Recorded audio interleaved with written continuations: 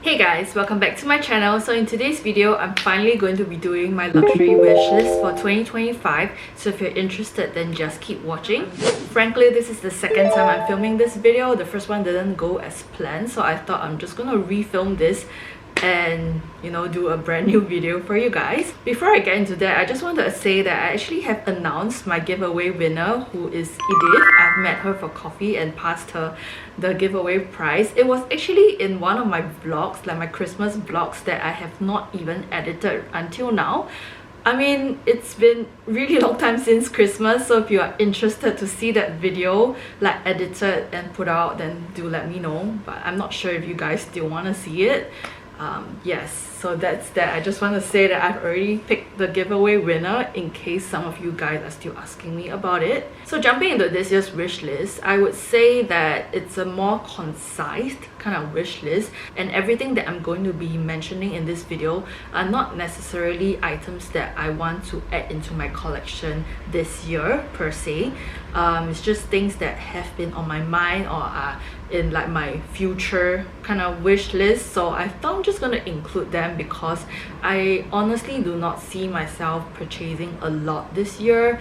I do want to save up for some stuff, so this is going to be more of like a generalized kind of wish list, not things that I'm just looking at purchasing this year. First of all, I just want to touch on jewelry. I am extremely fortunate to be able to tick off a lot of these items from my jewelry wish list in the past couple of years, such as my Cartier Love bangle, and then my Chanel Coco Crush ring, as well as my VCA necklaces.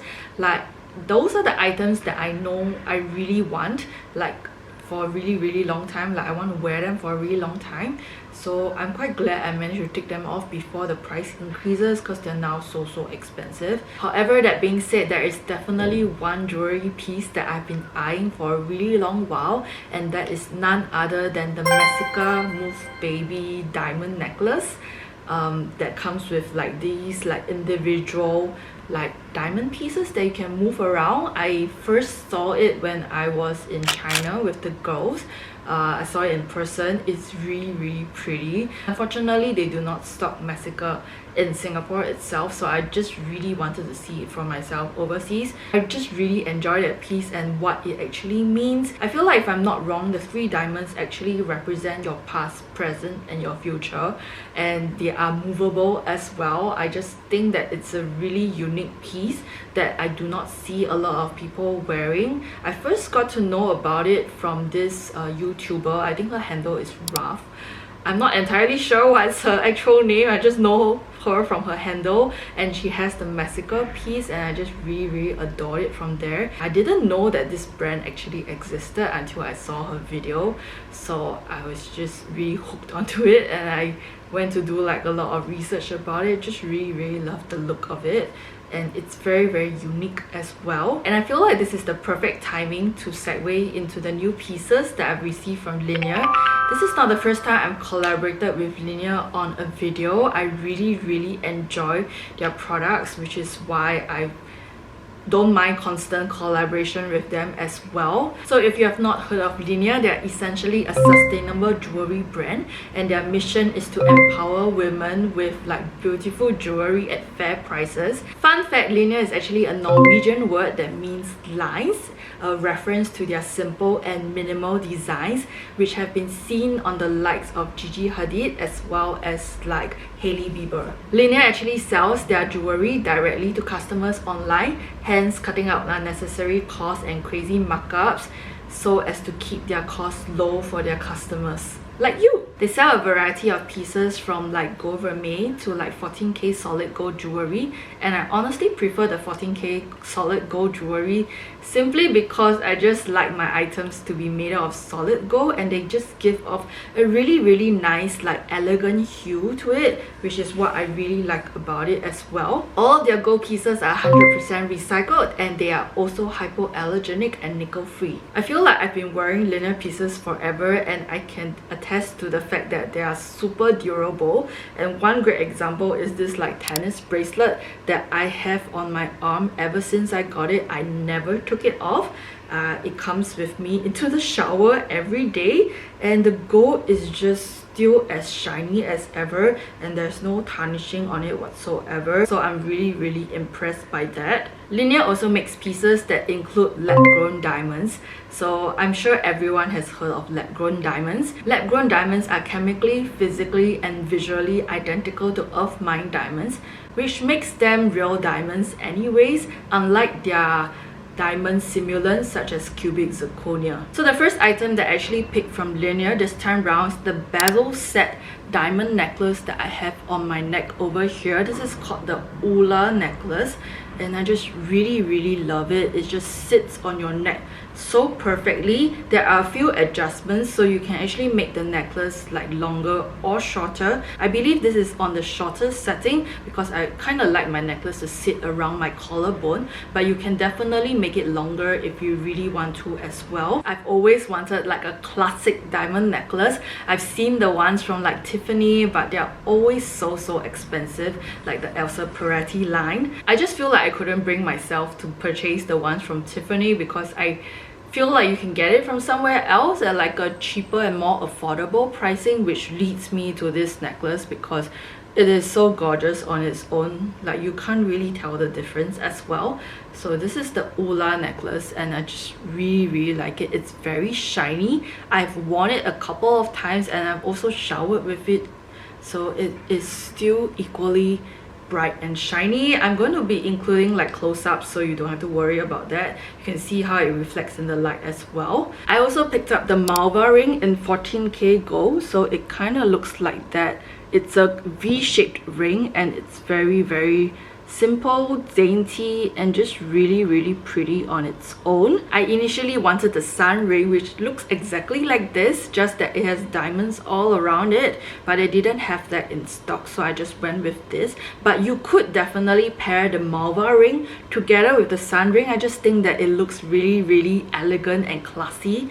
So this is how it looks like. I also just want to show you the packaging that comes with like Linjer pieces.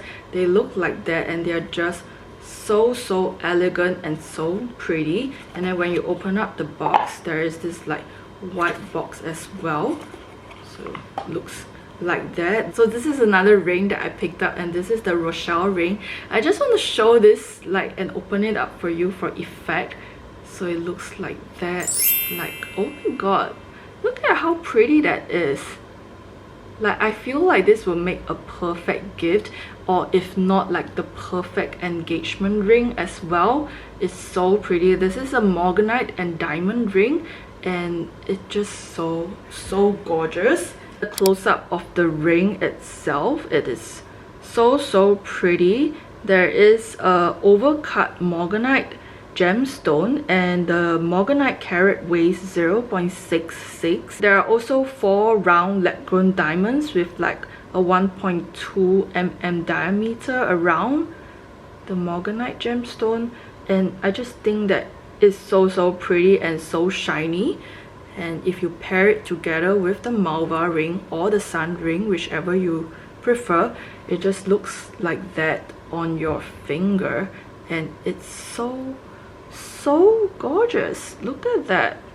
I mean, I honestly do think that it is the perfect engagement ring as well. If you're the kind that doesn't want to splash like a crazy amount on like a branded diamond ring, this is an excellent choice.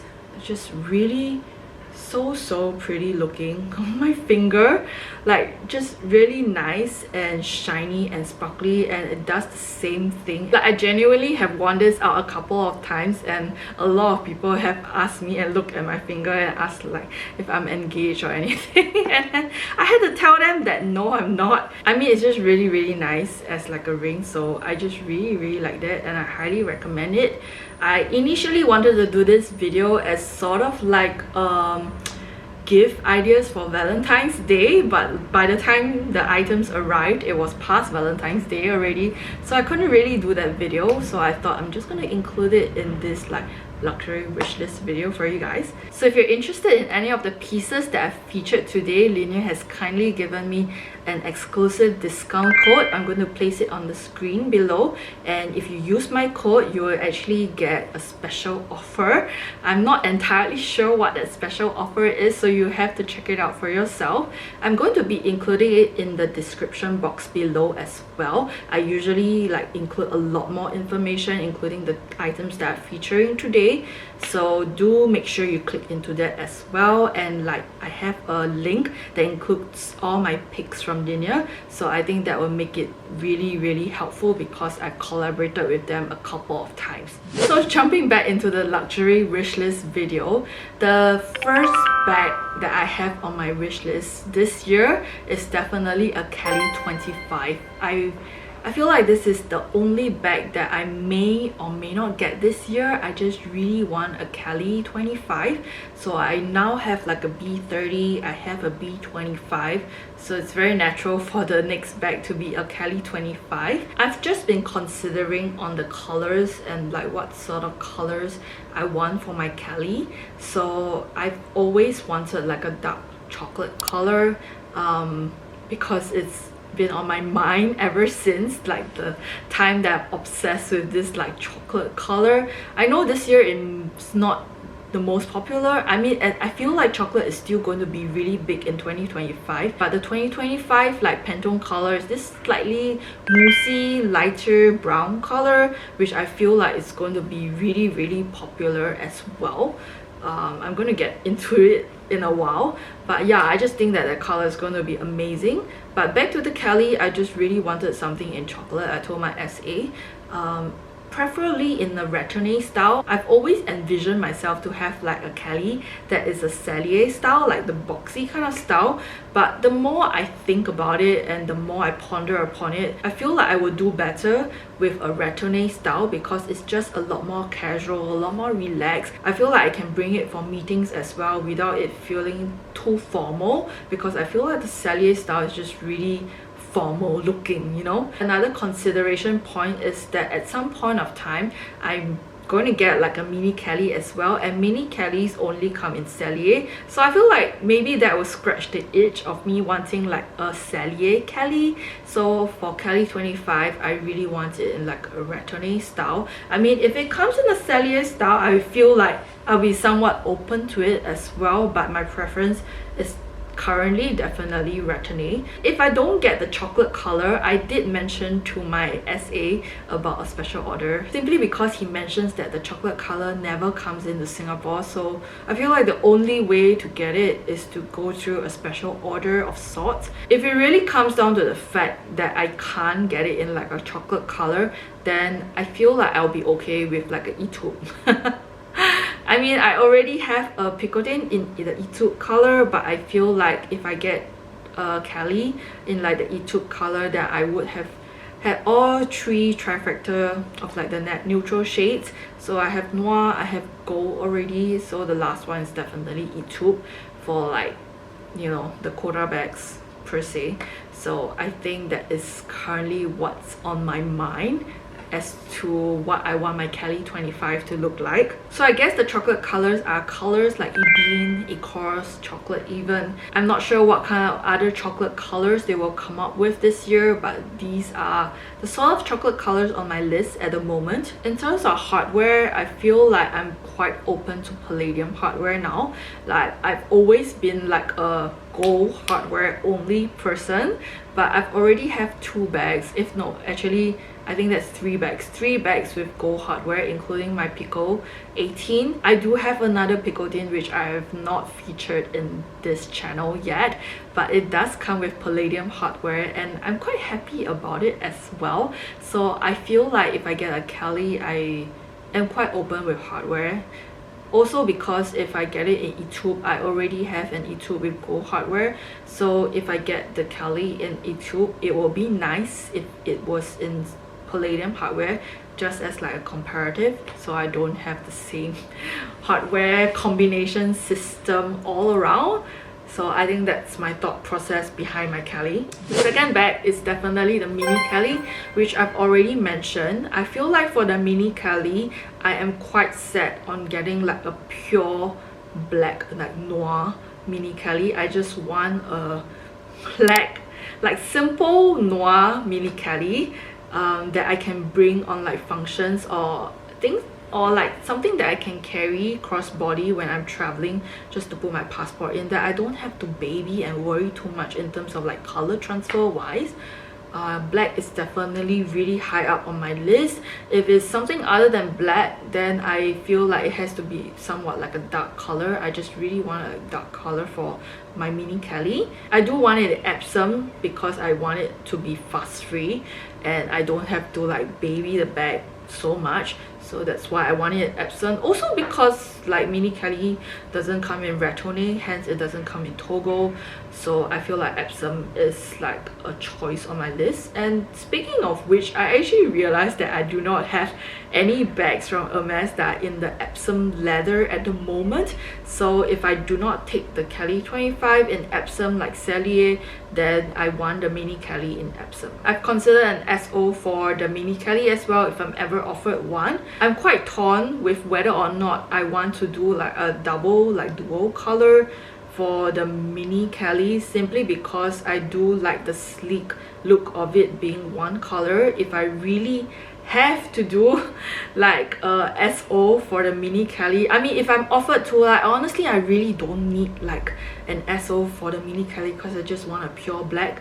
But if I really am given a choice and I have my Kelly 25 already, then I might do like a different color inside. Like I just want a different color inside because I just really want the entire outer layer to be noir. I don't want like other colors to like cloud the mini Kelly. So that's what I'm currently thinking of. For those of you who are new here, my name is Amelia and I do videos on luxury and lifestyle. So if you enjoy this kind of videos, do consider subscribing, click on the notification bell so that you don't miss any of my future videos. The next bag on my list, which I have been talking about non-stop, is definitely the Row Margaux bag. But specifically, I want the Row Margaux shoulder bag, like the ones with like the elongated handles. For a long time, I've been deciding which Margaux size actually suits me better until I saw the shoulder Margaux, I think by Alyssa Lenore. She has the shoulder Margaux and I believe Tamara has it as well. It's just really perfect because you can put it on your shoulder, you don't have to worry about putting it on the crook of your arm, etc. So I just really like it. Unfortunately, I just can't seem to get my hands on one because they're completely sold out on the website. I can't even find it on like Net-a-Porter or anything. I feel like the only time I was able to check out like a Margaux, which was not the shoulder, was on their website, like the US website itself. I believe I almost checked out Margaux 15 in suede, but like I wasn't sure, so I didn't check out in the end because I just really wanted the shoulder Margaux. So I just really wanted to be a bit more concise with the bags that I bring into my collection, which is why I up to this date have not got a Margaux in my collection. And I've also heard from like the wayside that they are starting to become more exclusive, as in the Row is starting to be more exclusive. Like you have to go into store and create a relationship before you can get a Margaux, which is unfortunate for me because like in Singapore there is no place that actually stocks the Margaux bag. So it definitely has to be somewhere overseas, or if I ever visit America at some point, because you know it's like an American brand. So yes, is that something that I'm thinking about? I mean, another alternative to the Margaux bag is definitely the Bottega Andiamo bag. Specifically, the Bottega small Andiamo bag. I've tried that bag many times. Simply because like I can't decide between the small or the medium. So I've tried it enough times to know that I feel like I want it in the small. If I were to ever get the Andiamo bag, I just think that it's the perfect size on my frame. I initially wanted that bag, you know, like considered getting a bigger size because I may want to bring it like overseas on the plane, like as a carry-on bag, blah blah blah. But I just think that it's also not like a big enough bag for like a carry-on unless I really get the large, which is really huge. So I've scrapped that idea. I honestly have enough carry-on bags that I can bring in my collection, so I do not really need another carry-on bag. So I've decided that I want the small Andiamo bag, and then which leads me to the color, because I've always wanted the fondant color from Bottega. I initially wanted the small Jodie in the fondant color, which I've talked about like countless times as well. But the only reason why I've not gotten the small Jodie is simply because I feel like it's quite hard for me to take my things in and out, and I'm quite like a dual handle kind of person. Like I like, you know, my Goyard PM tote because I can just take out one side of the shoulder strap and grab my things and then put it back. But when it comes to the Jodie, it's just one like massive strap, so I do have to actually hold the Jodie and then like take things out, which makes things really inconvenient for me per se. So I have not put a plug, which also leads me to the Andiamo bag, which is essentially what I really wanted. I want like a dual strap where I can open up and like grab things easily and then I put it back on. So I thought the Andiamo was like a perfect option. I'll be honest and tell you that when the Andiamo bag first launched, I think I did a video on like new bags, I can't remember already. I did say that I wasn't very keen on it and I didn't really like the ribbon, like the logo hardware on it, but I must say that it has grown on me like over the couple of months and years ever since I've talked about that bag on like a new bag video, and I just really adore it now. So I've always wanted it in the fondant color until they came out with the pine cone color. So it's this moussey color, which really reminds me of like the Pantone color for 2025. So I was like, oh, maybe I should go for this color because it's like the Pantone color of the year, and also because everyone has the fondant color right now. I'm not the kind of person that will shun away from things that people have a lot of, but it does irk me to a certain extent that like a lot of people have it now. So I think that's why I wanted to take a look at a different color, and then the pinecone color came up. So I was like, oh, this is quite interesting. And then for a really long period I was like, okay, I'm quite set on the pinecone color. I mean, I'm so set on it that when I created like my vision board for this year, I included the pinecone like Andiamo in the vision board itself. But lately I've been thinking about it a little bit more, and I just think that I should definitely go for the fondant color, simply because it's a lot more classic, easier to take care of, it's darker shade, and it's a color that I really like. So I feel like if I were to ever get a small Andiamo, it would definitely be the fondant color and in the small size in the gold hardware. So that's another bag that's on my wish list at the moment. Another future bag that I really want to add into my collection, not right now, I feel like maybe the next time I go to Japan, or if I see it at a good price, is definitely a vintage Constance in the box leather. Oh my god. So when I met Edith, like hi Edith if you're watching this, so when I met her to pass her the giveaway prize, she actually brought her Constance in box leather in like the black color with gold hardware, and she bought it from Japan. She just came back from Japan, where, you know, it's like the land of like vintage shopping is the best. And oh my gosh, she got it at such a great price and looks so good as well.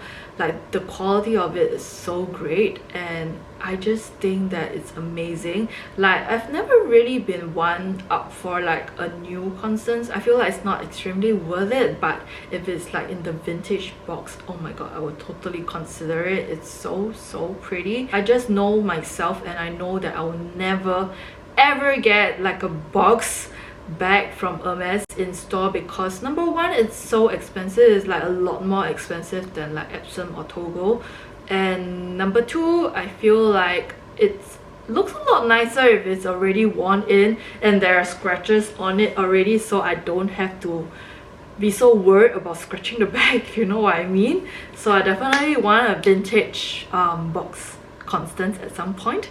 So yes. Moving on to watches. So I have actually 3 watches on my current wish list. They're all really different, so I can't really pick, and I'm not even sure if I'll ever get all of them to begin with, unless like I strike the lottery or something like that.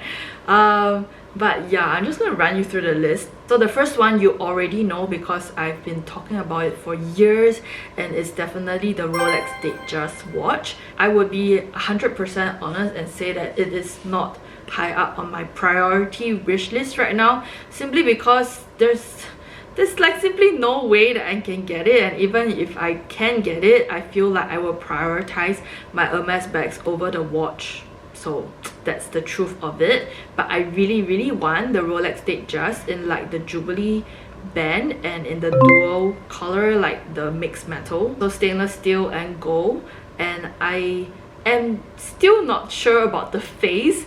I really was very tempted with the chocolate face, but then the chocolate face only comes with like rose gold hardware, which I'm not a big fan of. So I really want something in like the yellow gold hardware. I really don't like the rose gold hardware from like Rolex because it's so pink. Oh my god, I can't deal with it. But I honestly really like the chocolate face. So maybe by the time I want it, like they would have come up with like a chocolate face with like yellow gold, then that would be perfect, you know. If it's not the dark chocolate face, then I don't mind like the silver, like the dark slate grey face as well. I feel like that's another reason why it's not really high up on my priority wish list right now, because like I just can't seem to find the one that I really like. And the one that I really like, which is the dual chrome shift, and I believe it's like the grey mother of pearl, or is it like called the dark mother of pearl? I mean, I've not talked about the Rolex in so long that I can't remember it right now. But I just really like that as well, and I feel like that would be really special if I can get that instead.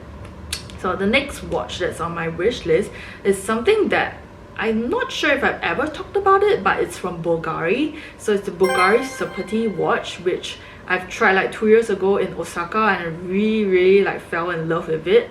So it's this like dual tone shade as well, in like stainless steel and yellow gold, and the face is like white. I just really like how unique this watch looks, and not a lot of people have it. I just love how chic it is. I mean, I'm not a big fan of snakes, as you all know.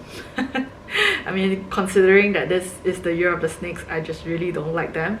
But I just think that this watch is exquisite. It's so pretty, and I almost got it I think last year as well. Was it in like the Osaka?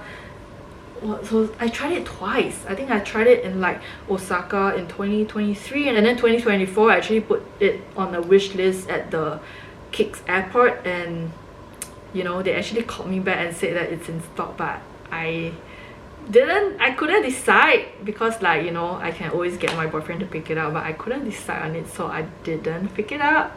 So that's the story of this Bulgari Sapati watch. I mean, at some point in time I feel like I might add it in, I'm just not sure right now. And another reason why I didn't pick it up is because I was waiting on the B25. So I knew for sure it was either the B25 or this Sapati watch. So I decided to prioritize the B25. So as you can see, I'm prioritizing all my Hermès bags over everything else, only because I feel like there is a threshold and a point where I will stop buying Hermès bags because they're just simply too expensive. So I just want to get that all sorted out first. So that's why I'm prioritizing things, like prioritizing bags from Hermès first. The last watch on my wish list is the Cartier Panthea in the mini in the full yellow gold. It is extremely expensive if you buy it from store at the moment. So if I really want that watch, I would likely have to find it on like a vintage second-hand market, and then, you know, try my best. So this is honestly a fake buy. If I ever see it at a good price, in a good, like rather good condition, because you can always bring it back to Cartier to like polish it or whatever, then I might consider getting it. I really love that watch so much. It's like the holy grail like watch for me, because it's just so pretty. I love it so much. It's just the price point is hard to swallow, so it's not something I'll ever get from the store itself. So that's the final watch on my wish list. The last item that I want to talk about on my luxury wish list for this is the Rimowa trunk suitcase. So I've already added like a Rimowa carry-on to my collection, but I've always wanted to add like a Rimowa trunk as well. I feel like now is the perfect time because my Samsonite finally has a crack after 8 years. Oh my god, I love my freaking Samsonite so much. Like, it is the sturdiest, the hardiest. I've used it ever since I was in New York in 2017. I bought it from Woodsbury in like 2017. Until now, it is doing perfectly well. Until I saw a crack recently, I was like, oh my god. But I mean, thinking about it, I've been using it non-stop and for so many trips for like 8 years now. I feel like it has done well. It's really done well. So I think the next item on my wish list is definitely a Rimowa trunk. Like, I just want to try out the trunk style because like it's definitely a lot like bigger on one end, so if you were to buy things like shoe boxes, you can definitely fit it in no problem, or like if you want to bring boxes back, then it's perfect for that. So that is another item on my wish list that I really want. Hopefully I'll get it this year to replace my already broken Samsonite. So yes, that's the last and final item on my wish list. So I've come to the end of my video. I hope you enjoyed hearing what I have on my designer wish list for the year. I'm very certain I'm not going to be getting everything on this wish list. Probably just the Kelly 25 and the Rimowa trunk if I were to think about it. But this is currently what's on my mind at the moment. I hope you enjoyed and hope you stuck around to hear about it. If you like this video, don't forget to give this video a thumbs up. I would love you to subscribe to the channel for more, and I'll see you in my next video. Bye guys!